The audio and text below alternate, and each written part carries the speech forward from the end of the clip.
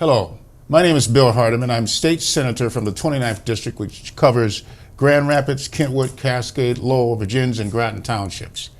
We're here today to talk about a very important topic, something that's critical to all families across the state, and that's family financial fitness. And here to help us discuss this topic today, I have a wonderful guest, Mr. Dave Adams, who's president and CEO of the Michigan Credit Union League.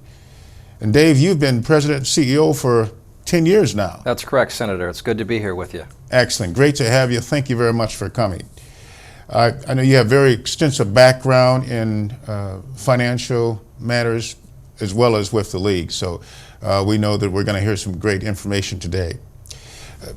Dave, let me just start off with a question. Statistics show that consumers are spending more and saving less. The savings rate of U.S. consumers are at their lowest since the Depression. And given this tough Michigan economy, it's more important than ever for people to be smart about their money. What are some of the smart money management tips folks can easily implement?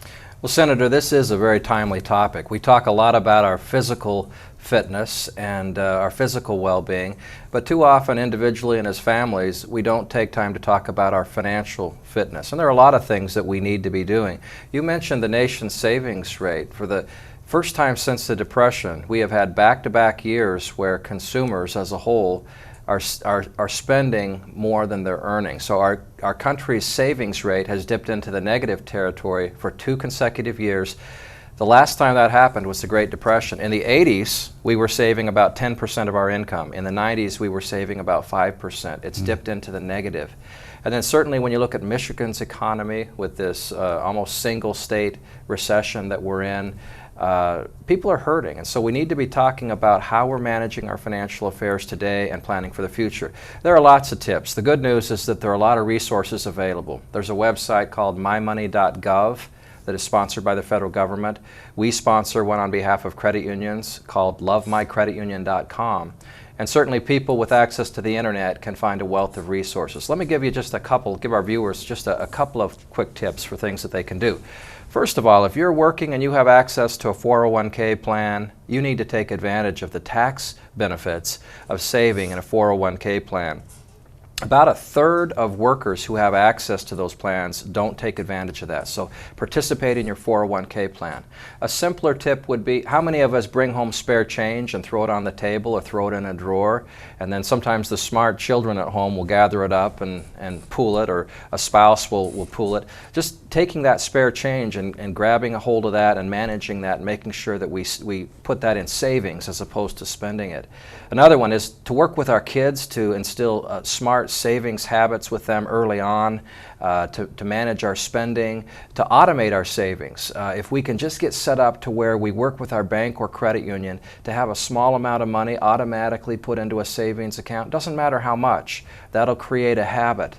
Have a smart financial plan, have any kind of a financial plan, and that's another tip. And then finally, something that we love is credit unions, because we lend a lot of money and we like to believe that we lend responsibly.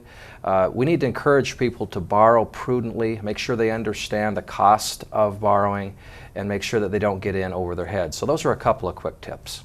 Those are excellent tips, Dave. I know my wife is great about saving for Christmas. And so sometimes our change disappears during the year, but we get it back at Christmas time. So those are great tips.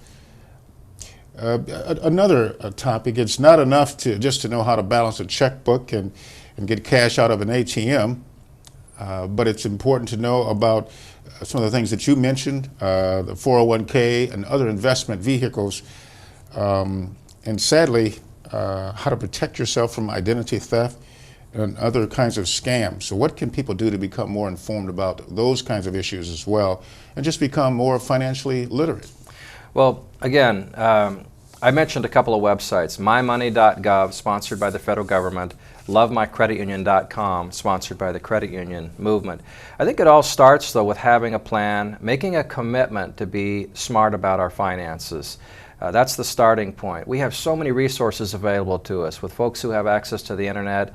Our children and most adults know how to Google just about any topic and find a wealth of resources. It's out there. I'm somewhat of a left brain thinker, so I kind of think in linear form in terms of the categories of things that we should be thinking about. And I made a list. Earning, how we earn money comes into play, how we spend money, how we save, how we borrow, how we invest, and how we plan for retirement. Those are the categories of things, and in every one of those areas there are things that we need to be thinking about. And then add another category that you brought up, and that is avoiding scams such as identity theft and predatory lenders that will come and take advantage of us. But in each of those categories there are things that we need to be doing. For instance, with earning, we teach our children, you have to get a college education. You have to plan for a profession where you're going to be able to earn a good living. And even if you don't have a college education, to develop smart working habits, because it starts with how you work hard and earn your money.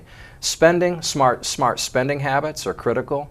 How we save, to discipline ourselves to just save 5% of our monthly income.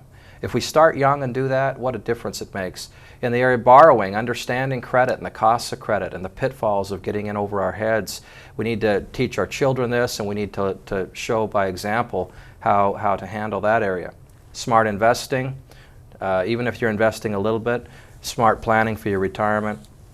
These are all things, well, there are a wealth of resources available, and really I think it all starts with making a commitment to want to be financially fit as a family, as an individual, and to teach our children the kinds of things that they need to know so that they can be successful and happy in their lives. Dave, you gave some great tips, but you also hit on something that's very important. That's teaching our children how to be successful in their lives. And sometimes it seems as though money, the topic of money, is taboo. People are willing to talk about all kinds of personal matters, but not about money. They don't want to admit that they're in debt. And sometimes they don't want to talk about it with their kids, which I think is very important. And we need to model constructive behavior with our children, and also teach them how to manage money. I can remember I would have dates with my daughter when she was very young, and we would go out and have a meal, but sometimes I'd take her by a store and ask her if she wanted to buy, and back then it was a Barbie doll.